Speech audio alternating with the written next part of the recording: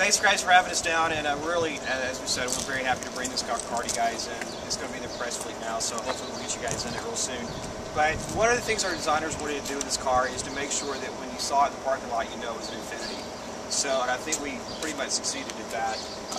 Double arch grille, that's an Infiniti signature, L-shaped headlights, and obviously if it's Infiniti, it's going to have big wheels and tires. So the base wheel is an 18, optional is a 20, which is what this car has. And I think that's pretty much best or biggest in class. And then also you'll see that on the D pillar we have the crescent-shaped window, and that's something that's going to be in is an Infiniti signature as we move along. So you'll see that you saw it in our first Essence concept car. You'll see it. You'll start seeing the crescent cut window shape in every car we start coming out with. So again, it's going to be an Infiniti signature. Same story inside. If you're familiar with an Infiniti from now, you'll know it in the JX. It's got a double wave instrument cluster, genuine wood, genuine maple on the instrument cluster. Very fine leather on the seats. But that makes it an Infiniti. But what makes this car unique? It does have best-in-class interior volume. It's just under 150 cubic feet, but it's also how we use it. So in the second and third row, it's got more second and third row legroom than a Cadillac Escalade. And a lot of and what we've done is on the second row is it has 5.5 inches of seat travel. So you can take and the seat travel is not too new on the second row. But what is new on this one is the 5.5, almost 6 inches worth of slide. So you can have it up, so you can have more room in the third row, or move it back and have more room in the second row. So you have your one through choice there. A lot of manufacturers on a three-row vehicle kind of cheat the cargo volume in the back. We still have 18.5 cubic feet behind the third row, which is still plenty of room. And also, there's underfloor storage as well. And we worked with our friends at Bose to put the subwoofer in that tray. And many of you might be familiar with their waveguide technology. Many of you have maybe your wave radios. I know I have mine. I love it. We use that technology, so the subwoofer, which used to be this big, is about this big now. So we've got that subwoofer inside. This is the first Infiniti in a long time to be on a front drive platform, and it is it's something that our consumers actually asked for. When we started this program about 4 years ago, we actually gave keys to Acura MDXs, Audi Q7s, and Volvo XC90s, and let luxury families live with them. And they came back and told us what they wanted in a car and what they were missing in a car. And many of them were the Acura MDX. On the driver's side, you can't get in the third row.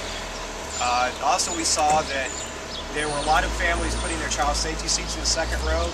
You have to take that thing in and out. And we actually saw videos of people like opening the hatch and having their kids jump over the third row because it was so hard to get in. So we started seeing these kind of things. And also we noticed that our consumers were telling us after driving their competitors that they were terrified of backing up in a mall parking lot. You know, you're always like kind of inching back and wondering if a guy's like trying to get to the Orange Julius sort of fast for his job, and you're always worried about somebody like going to bump into you. So that was another thing. And we also noticed that in our focus groups that people were taking their cell phones or smartphones, and they were like, okay, I've got an appointment, and they were like, no, you're supposed to do it, but we all do it. You know, we're looking at, we've got an appointment, we're trying to fiddle with the navigation. So we started seeing these things. So that's how we ended up with the second row. That if you have a child safety seat latched in, you still have more third row entryway than some of our competitors. And this is why this car also has the world's first blind spot intervention system. So when you're backing up, there's radar and sonar in the back bumper. If a car is coming down a lane, it will recognize it. It will beep at you first. If you miss it, it will put on the brakes and avoid an impact. It also will, if there's something directly behind you, it also will recognize that, and it'll stop the car before you hit it. And the third thing is it does have Infiniti connection. And as I said before, every Infiniti comes with Infiniti Personal Assistant. So it's a concierge service with every Infiniti, whether you buy the least expensive G25 or the most expensive FX50. It's a personal service that you get wherever your cell phone is. But in this car, it integrates it into the system. So you push a button, Infiniti Personal Assistant answers the phone. You want to find the nearest Moroccan restaurant or whatever, and it'll it'll take the directions and put it directly into your Navi, so you don't have to do a thing. So this is probably one of the most sound-biteable cars I've ever had to deal with. There's so much technology on it, but it's a car that our customers have been asking for. There was a huge hole in our lineup between our performance crossover, the FX, and the very full-size Infiniti QX that tows 8,500 pounds. But there was a huge slot in our lineup. This is a car that our customers asked for, and we delivered. And right now we can't build enough of them. They're just flying off the shelves as fast as we can build them. So I don't want to take any more of your time. I'd love for you guys to look at the car. I'm really excited that it's going to be in the press league for you guys to drive. And I'll be happy to take any questions you guys have. If you guys want to scoot forward a little bit, we're going to let this truck roll by real quickly. What about the personal assistant program? The user, the computer has to pay the fee? No, you get the Infiniti personal assistant for the warranty period, so the first 4 years of ownership. It's absolutely free, and it's not just restaurant stuff. You can have them check into your. They can have. I do it to check into my Southwest Airlines flights. So I have them do it for me because I always forget. It's also great for helping your kids' homework. Yeah. I've got a great story where my kids, I have 3 girls. 2 of the 3 girls are cheerleaders. The third one is a soccer player. The soccer player was saying that cheerleading is not a sport. And so my youngest daughter is like, hey, Dad, call that personal assistant of yours. So we did. We called, and within 30 seconds we found out that cheerleading is not a sport. So it's a really handy device. And it's not like some of our competitors where you have to call from the car. It's wherever your cell phone is. But that's with everything. It uses your career.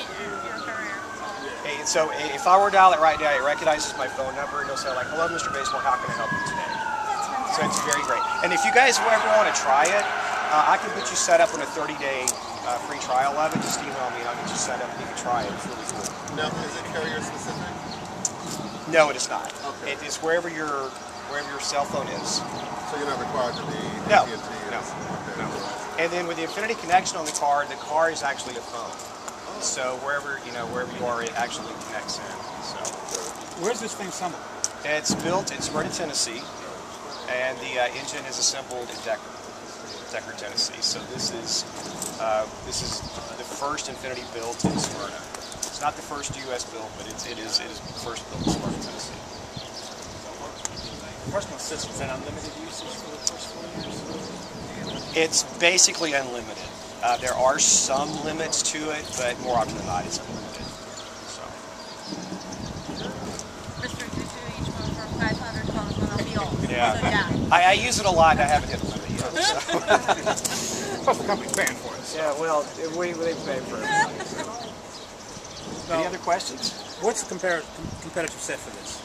Definitely Acura MDX, Audi Q7. I think we're going to get a lot of cross shoppers between Lexus RX because I think a lot of folks wanted a car like this from us and they ended up in Lexus RXs. And even though an RX is not a 3-row vehicle, I think this car looks so compact, and it does have the round view monitor, it does have the backup collision, so it doesn't feel as big as, it doesn't feel like a 3-row, so I think we'll get a lot of Lexus RX comparison shots. Backup collision technology, will we see that on other Infiniti models soon? Yeah. It's the first on this car, but it'll be on others, absolutely. When do these vehicles go on sale? They went on sale the last week of March. So April was the first full month of production that we had, and it came within like a couple dozen units of outselling our top seller, the G sedan. So we can't build enough of these things. We started a pre-sale program back in November, where the consumers could go into our website and configure their car and say, hey, now that it's configured, I want to buy one. And we had 2,500 people do that, which it doesn't sound like a lot, but it's a crossover. It's not a sports car. So for somebody being that interested in a crossover, it was pretty gratifying for us. And it started at $40,000. I'm sorry? It's starting at $40,000. It starts at $41,000 basically. It's $40,450 for the front drive. It's $41,550 for the all-wheel drive. The absolute most you can spend on one is this car as it sits, and it's $54,800. And that's with destination. And if you comparison shop, it's much less expensive than an Audi Q7. It's a couple $100 less expensive than an Acura MDX.